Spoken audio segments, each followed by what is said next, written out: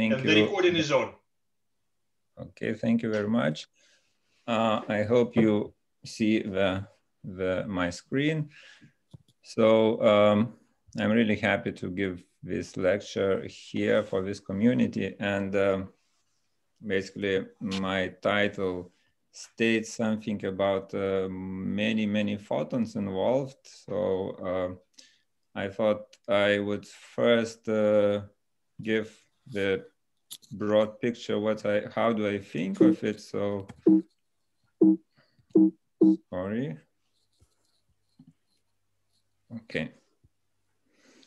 Okay, so what is multiple quanta spectra that we may think of is basically assume we have many pulses, and some of these pulses we can think of excitation pulses, some other can be like a probe pulses, and then for instance one final pulse is like a detection pulse. So that's the simplest scheme.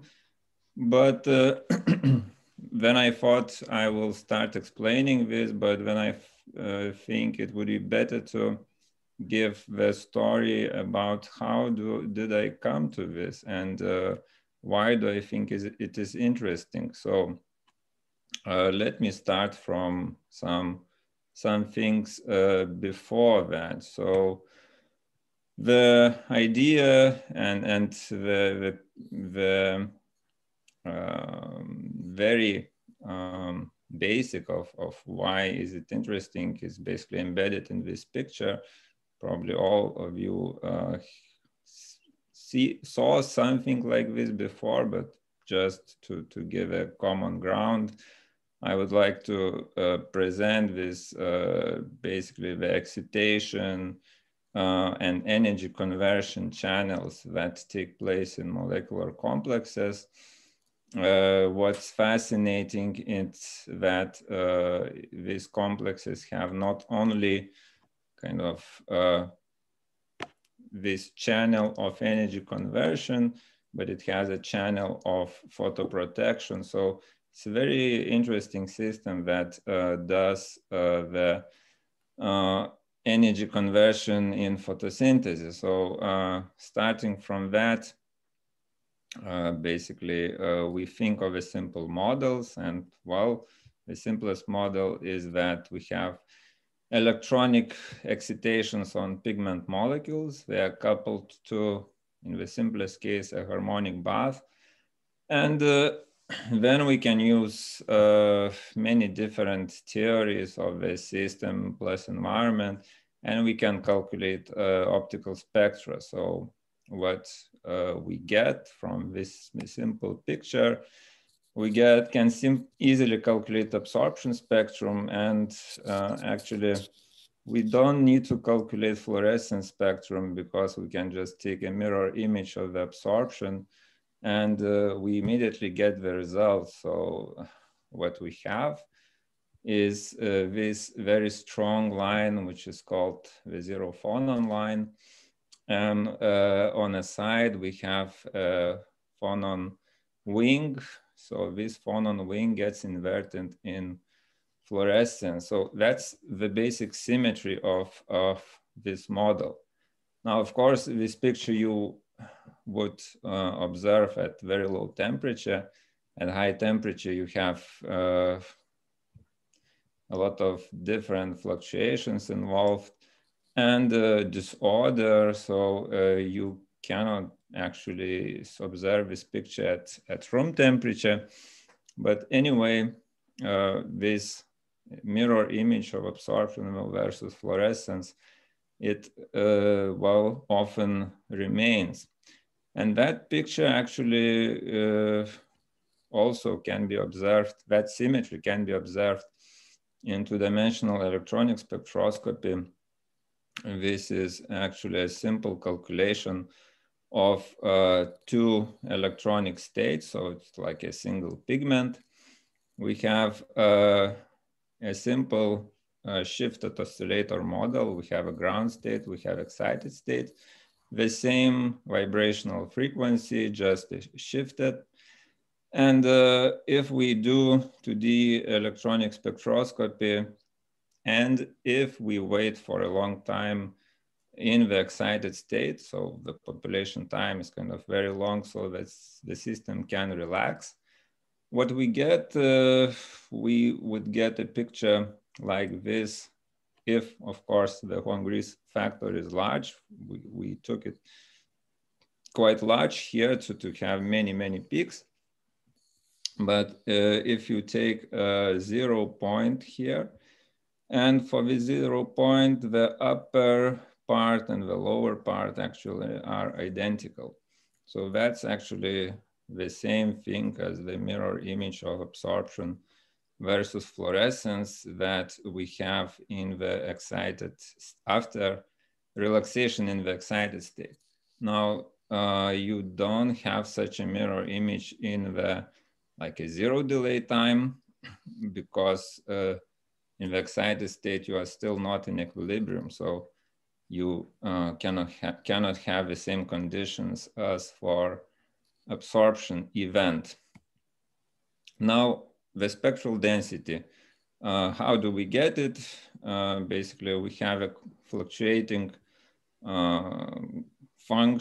fluctuating site energy. We can define a correlation function of fluctuations, and from that we get the spectral densities.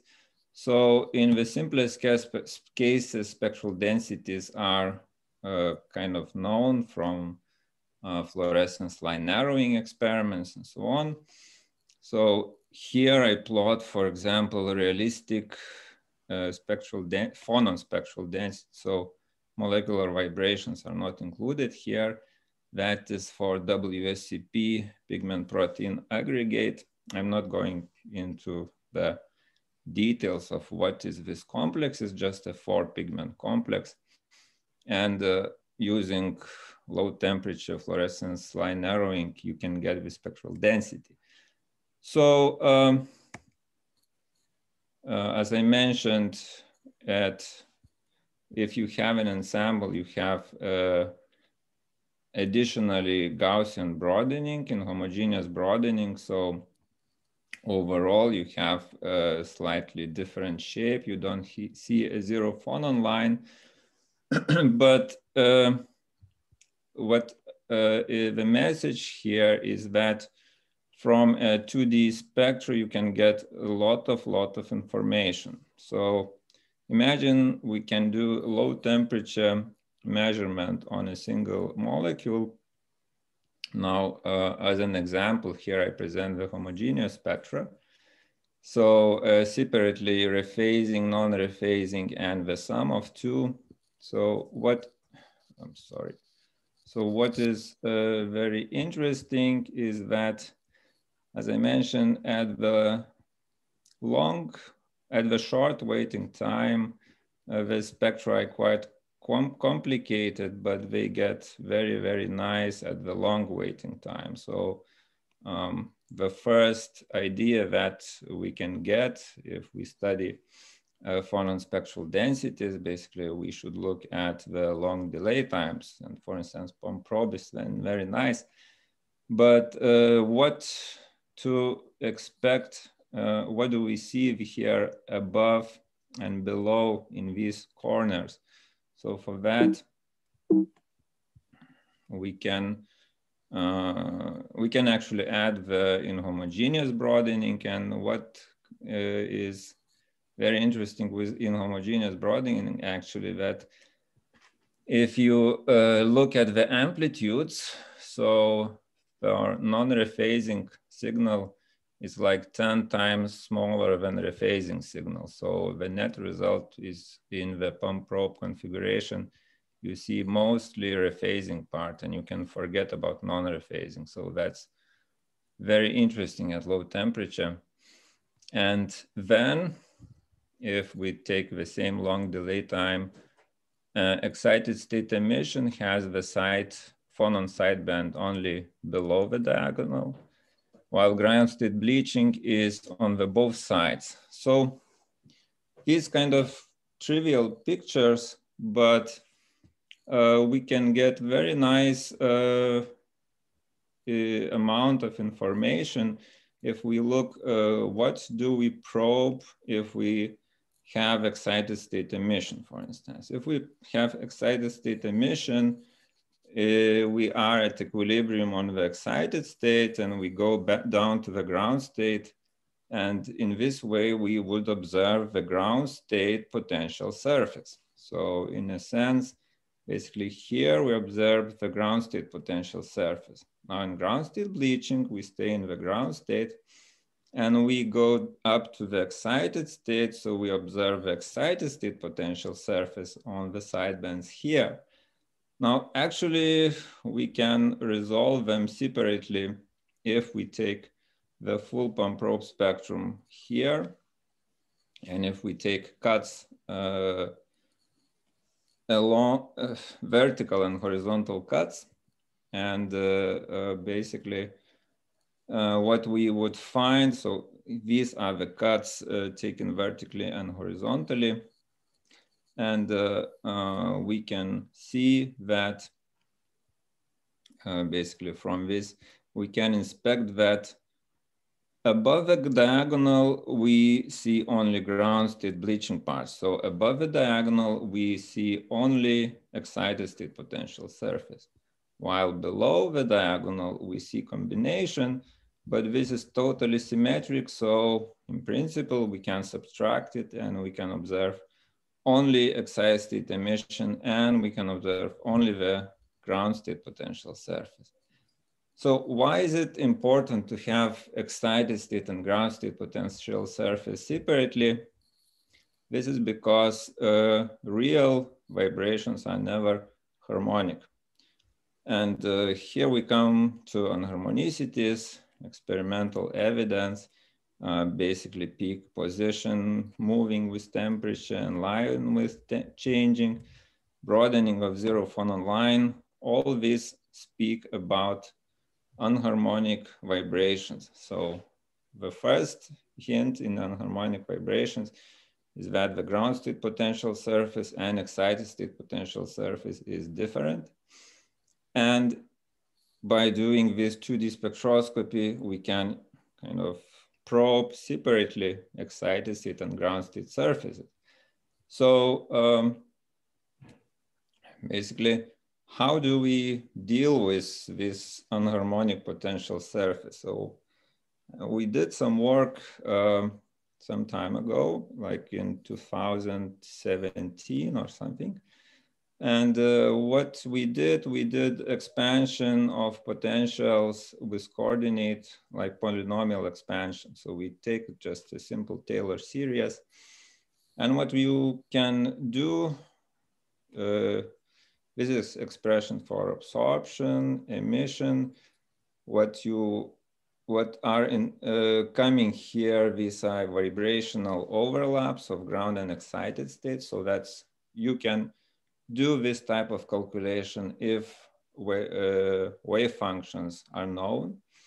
But for polynomial potentials, to get wave functions is kind of very complicated problem. So instead, you can do cumulant expansion. Now it's also not so nice with anharmonic potentials because the cumulants, they don't, they don't add up at the second order. You need to include higher and higher orders. And we actually designed a way to calculate cumulant expansion at an arbitrary order for polynomial potentials. So I will skip the mathematical details, but with this approach, you can calculate basically eigenstates. And when you know eigenstates, you don't need to have wave functions. You just need to propagate the density matrix. So like you need to propagate such an exponentials, and you can calculate then cumulants at an arbitrary order. The general expression is basically given here. So with that, you can calculate like absorption, emission spectra, and you can calculate 2D spectra. So we did calculations for Morse potentials without shifting, with shifts. And actually we get very crazy line shapes for absorption and emission. You could understand them, but in realistic conditions, it would be very, very complicated actually to follow. And well, as I mentioned, you can calculate also 2D, but again, this is for a simpler case where we have excited states potential and ground state potential harmonic, just at different frequencies. So in this is called hard mode and this is called soft mode. So for a hard mode, what is nice, again, this is the long delay time. You have larger intensity at lower frequencies than higher frequencies, while for the soft mode, it's inverted. So kind of you can get information about soft versus hard modes.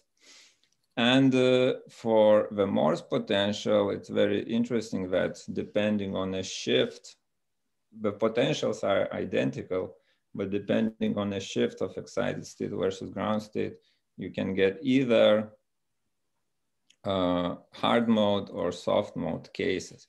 Now, why then, how does this relate to multiphoton spectroscopy? So now we have calculated also microscopic properties such as wave packets in ground and excited states. And what's important here about microscopic properties is that just simply the wave packets become squeezed. So these are the main properties. Now, one interesting property that one has to keep in mind is the local heating. So even if you have a molecule at the low temperature, like a low temperature experiment, but after excitation, the local temperature may change of the molecule, and that is not negligible. We actually calculated, so the temperature can build up like tens of Kelvin depending on the environment. So this is just a notice yet that has to be kept in mind. So now the question, how do we come to multiphoton spectroscopy, is basically when we have these vibrations, and now we think about long-standing discussion, where is the classical oscillations or quantum oscillations, right? Now there is interesting paper from, from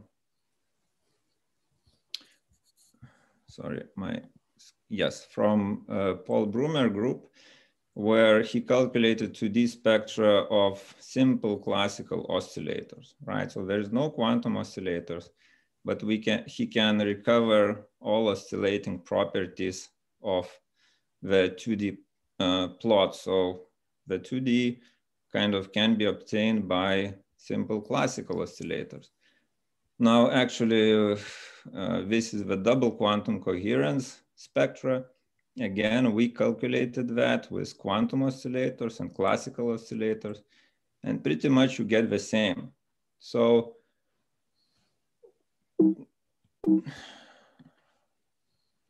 now, actually, if we just look at simple 2D spectra, and if we look at just oscillations, we probably cannot say about are they quantum or classical.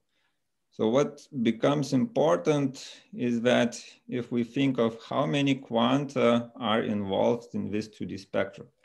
So if we look simply at diagonal peaks and cross peaks, we have one quanta involved in these calculations. Now, one quanta can be represented as one oscillator.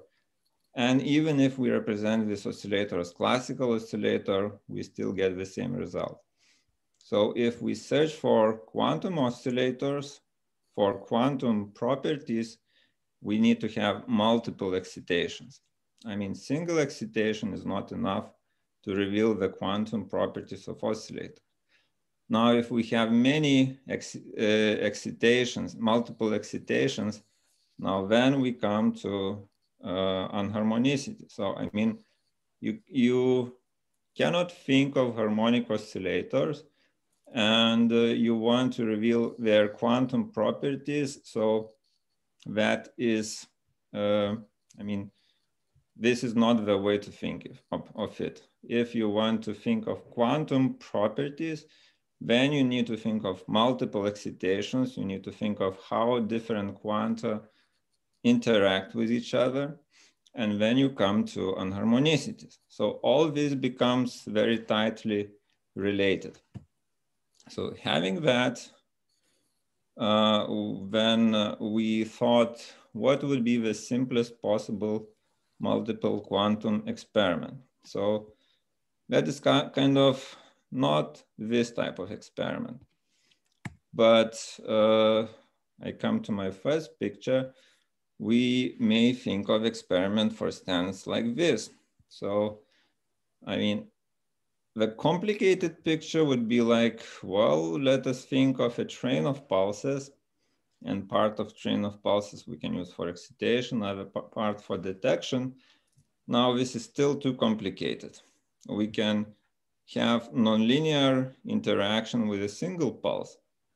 So basically, we can combine all these excitation parts into a single pulse. We can say that, well, there are like 5 excitations with a single pulse.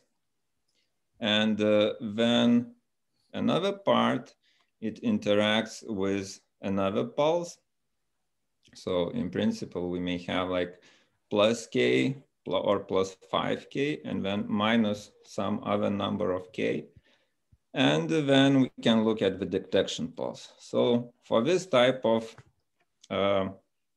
configuration, we can have Feynman diagrams like this. They become very simple, actually. And we can design then, for instance, for triple excitations. So we have 3k1 minus 2k2.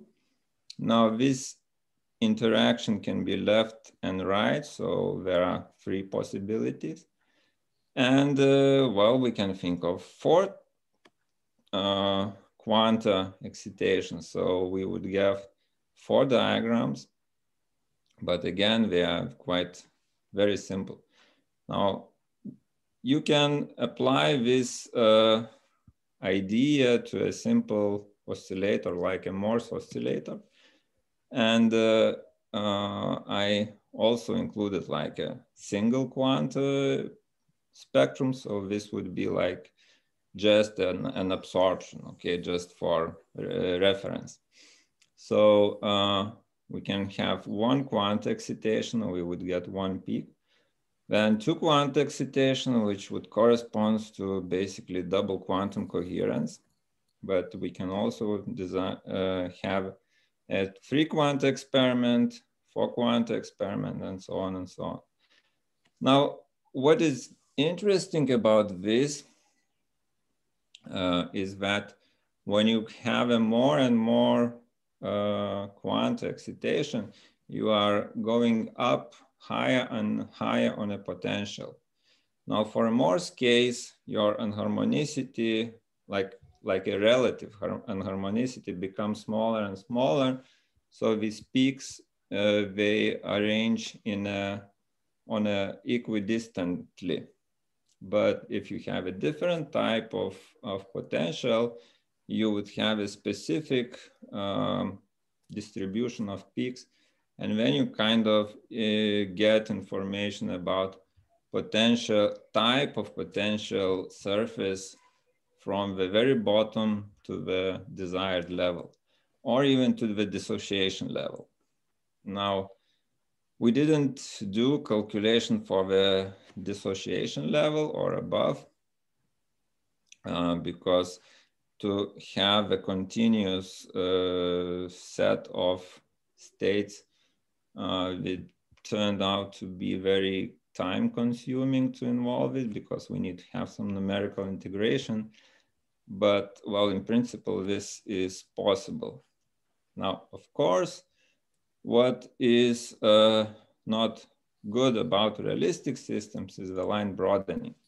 Now, if we add line broadening, we get, well, we still have peaks resolved, but now this is comparison of quantum and classical case. If we don't follow the zero quantum resonance position, actually the quantum case and classical case start to look very similar. However, if we follow the zero peak position very carefully, we observe that in classical case, the peaks spread in both directions with respect to the zero quantum resonance. But in quantum case, they spread only in one direction. So kind of this becomes a nice handle to kind of to show that this is indeed quantum oscillator versus classical oscillator. Now, having that, we actually thought about using it for electronic excitations, and we are working on this right now. What is very interesting with electronic excitations is that electronic excitations are very anharmonic systems. For instance, if we have two-level molecules or two-level sites, we have four possible configurations of states. We have a ground state, which is represented by green color. We may have single excitations represented by red color, and we may have, of course, double excitations where both sides are red. But we cannot have triple excitation of this system, right? So in principle, for this type of system, we could get a double quantum signal, but we couldn't get triple quantum signal. Now, if we have four molecules, the picture doesn't get too complicated. Actually, we can create single excitations, double excitations. We can have triple excitations and quadruple excitations, but we cannot have some more excitations. So in principle, if we associate this with multiple pulse multi-quanta measurement, we basically can kind of observe in experiment how many sites are involved in a single cluster or something like this. So having this picture, we actually can relate this very tightly with the like excitation control. So we manipulate all molecule states up to the desired level, and this kind of has a relation with things like quantum computing and so on, but I'm not trying to get into this direction, but I get some interest from mathematics community as well. So as a conclusion, basically, I want to state that multiple excitations, are necessary to inspect quantumness of the oscillators. In principle, we can design many different experiments, but I just thought about the simplest possible types. And it will be very interesting to inspect these for electronic systems, but I mean, there's maybe still a way to go before that. So having that, I just want to leave with acknowledgements. So I had very nice postdocs, graduate students, and other students involved, and I had collaboration with Torsten Hansen and Donatas Zigmantas and Leonas Valkūnas. So Andre Andais was a student of Torsten Hansen who did this polynomial expansion in my group, and we got some very nice results. So thank you very much. Thank you very much, Darius. So we have time for questions. I see that John Wright has a question. I'll just...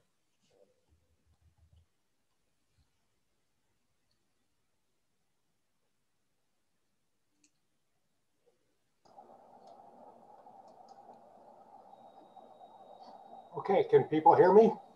Yes. Okay, very nice talk.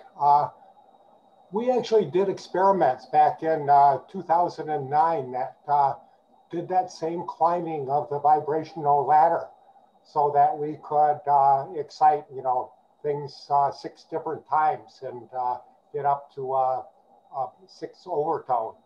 And we could see cross peaks and diagonal peaks that are associated, well, all cross peaks that are associated with all of these higher order overtones and combination bands.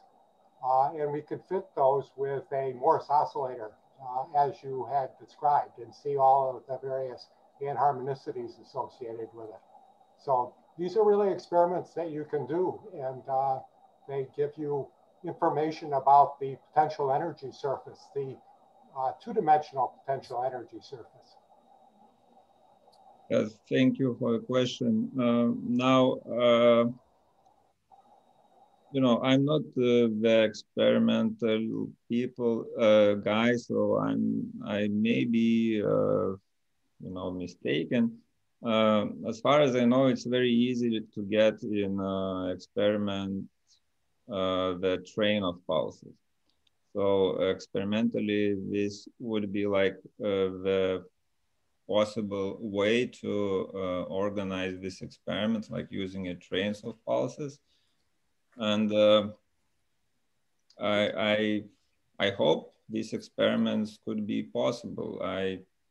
So we did not have a train of pulses. What we had was one pulse that would interact 2, 3, 4 times. Actually, an odd number of interactions. And that allowed you with one pulse to climb the vibrational ladder.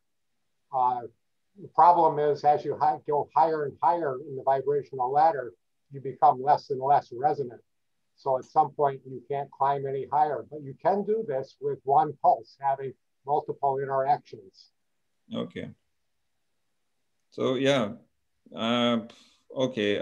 I probably missed all this your work, so I would be happy if you could send it to me. Yeah, there's 3 papers back in 2009 that describe the experiments. Great, thank you. Can I ask a question, Martin? Sure. Okay, so I'm curious. So you had this nice modeling, or this nice modeling of the shifted harmonic or not harmonic potentials with the squeezing and the deformation of the shapes. Is that something? Were there any good experimental examples that you could compare with where you see this effect? No, well, experimentally you cannot see wave functions, of course, but the first thing we can compare to experiment is, of course, the line shapes. So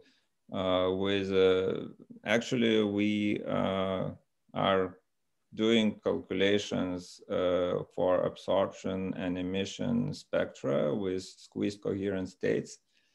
And we get this asymmetry of absorption versus fluorescence line shapes. So, yeah. Well, yeah. So maybe the question was more, what kind of systems would be good to look at? Are there any particular situation where you would think that this is then okay, kind of molecules? You know, the most anharmonic probably potential surfaces for hydrogen bonding. So I would expect that to be largest impact. Thank you.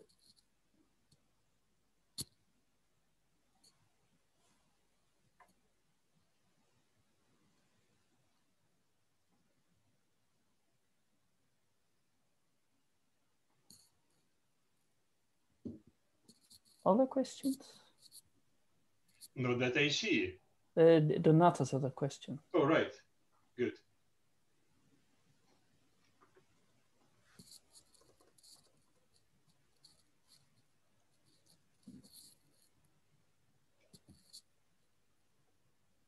Donatas, yes, I saw you. Yeah. Can you hear me? Yes. Yeah.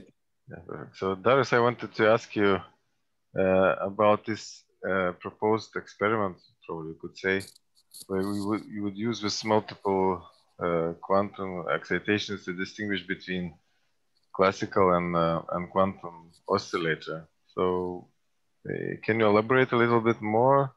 Why is 2D? I mean, how does it come to be that these 2D, let's say, spectra are different in quantum and classical case? I just would like to understand it more. Okay.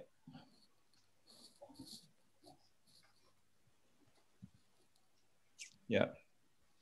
Here,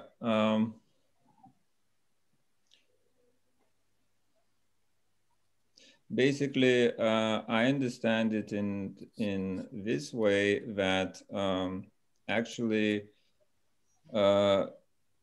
you know, first of all, just technically, mathematically, if you just try to do simple perturbation expansion, like in a quantum case, and you try to do this for classical case, you don't get the correct result. Basically, you don't get that kind of double, classical double excitation, if I can say like this. They have, with the perturbation theory, they have the same frequency as fundamental frequency. And that is the case because kind of the curvature of the potential, it changes with the distance you go from the origin.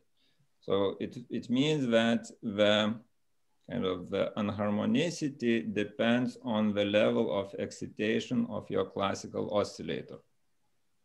And now if you simulate it if I simulate the case that the excitation pulse is kind of weak compared to the, I want to have a condition that you have weak excitation, even nonlinear, but still weak excitation. So you get with the single excitation pulse, of course, you get higher with energy, but you are still very close to the potential minima.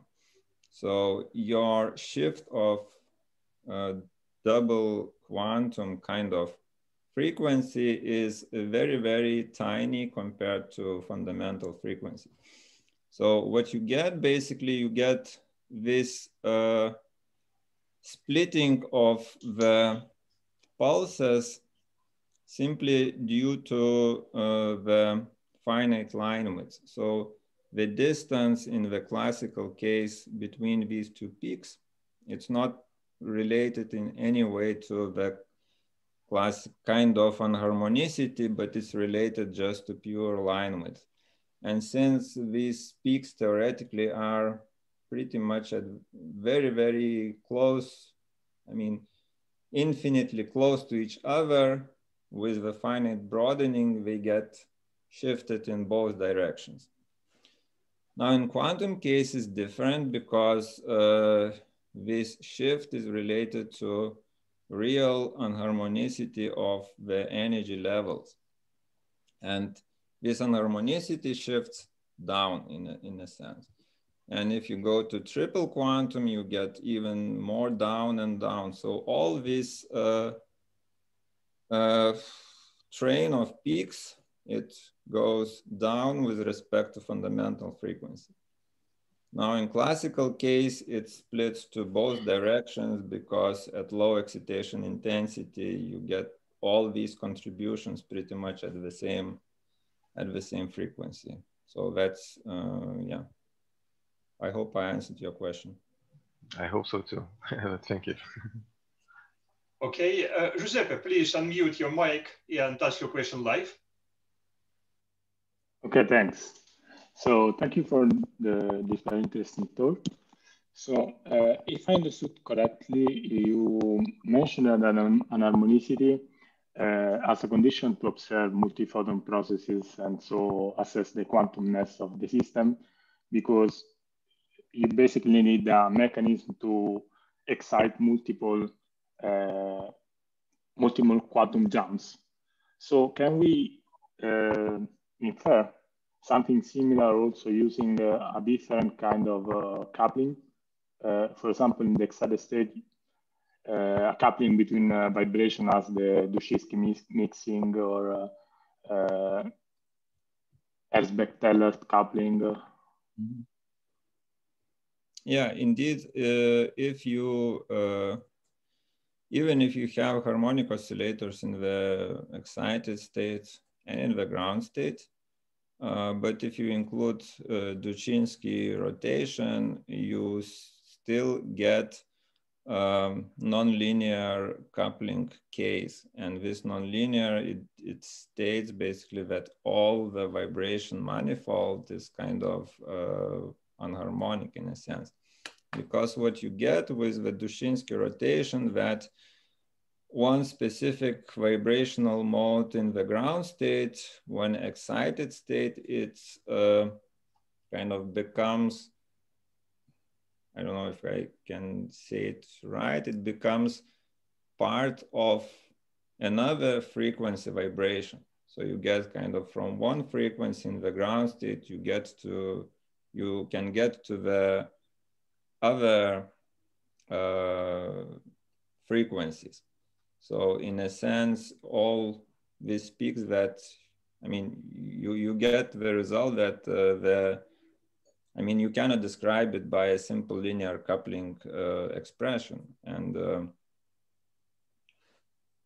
yeah, and then the whole system is kind of behaves as unharmonic.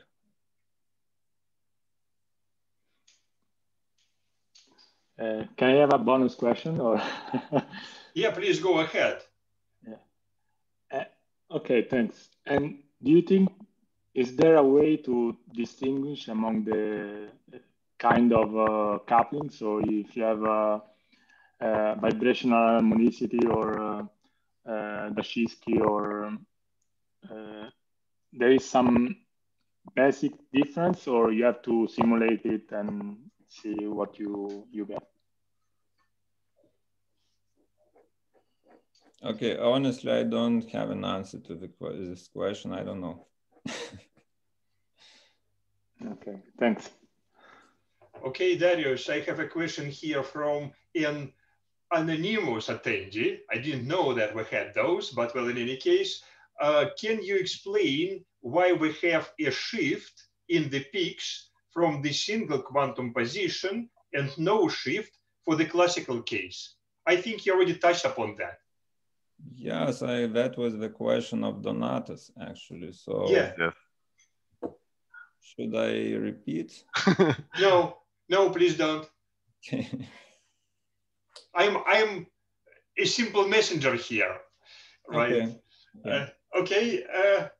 More questions, guys?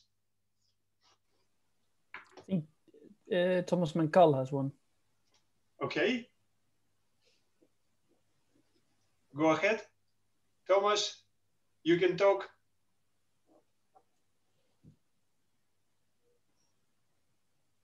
Hi, everybody. Hello. Okay. Hello. My question, very nice talk, first of all, I have to say very nice talk. Of course, for a theorist, you know, every other theorist's talk is a nice one. Finally, one can understand something. But let me get a little bit back to the electronic side of this talk.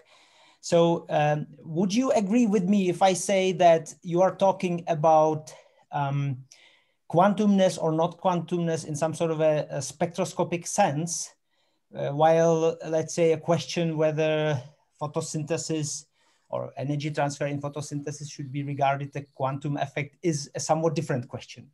Because we, of course, you know, always stay, or let's say majority of what's happening in photosynthesis is in a single excitation regime. So we are always in that linear regime, and the energy spectrum of the aggregates basically perfectly matches a set of classical oscillators. But that's still, you know, just one part of this question. Would you agree with that? Okay, well, that is, you know, there are two types of points of views, okay? One point of view I liked actually at Webb's conference, I think in 2017 or 16. It was Paul Brumer who said that, well, if there are trivial quantum effects and non-trivial quantum effects. So of course, if we think of pigments, the pigments are quantum, the electronic excitations of pigments are quantum in a sense because electrons are involved, but non-trivial quantum effects that we may want to look at is like, you know, whatever quantum you know, teleportation, whatever you like to say, okay? Now, regarding, you know, the way of working of these pigment protein complexes. Now, okay, how I understand it, if we just think of single excitations and how they propagate, how they split into electron-hole pairs, these are, you know, very trivial properties, and we don't really need, in my understanding, this kind of quantum understanding for this type of processes. And that's actually very simple, similar to, you know, imagine like, you know, simple semiconductor devices like transistor or something like this. I mean, the electrons in semiconductor, they are classical ball-like particles. You don't need to think of them as quantum. Of course, we have bands in semiconductor. So these bands are like, you know, single exciton bands in pigment protein complexes. Now, if we want to think of these non-trivial quantum processes, as I mentioned actually in my talk, we have to think about more than one quantum. And then we need to think about quantum like scattering of two excitons or something. But is this important for photosynthesis? That's probably not very simple to answer, because these exciton-exciton interactions or double quantum effects, they take place in other channels, like in photoprotection channels. So maybe there we should more look for quantum properties than in a simple excitation, transport, and detection process. Okay, did I answer your question? Well, basically, yes. But if I take the message really home, then I would say you're saying that things like, yeah, I don't know, proton tunneling and energy dissipation towards reaction center in the excited states, that these are not, these are effects that you can treat classically? No, because no. But they involve single excitations. Okay, here I talk about electronic excitations, transport of electronic excitations, and say charge separation. That's it. If we think of proton tunneling, then we have nonlinear vibrational potentials involved. And then I'm not so strict. So for chemical reactions, of course, you know, quantum effects, I think, really matter.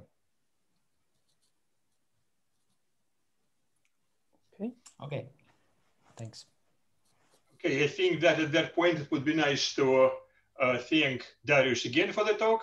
Thank you very much. And thank you, everybody, asking the question and listening to the talk. And then let's move to the intermission, right, Thomas? And then to the second talk. Yeah, I will.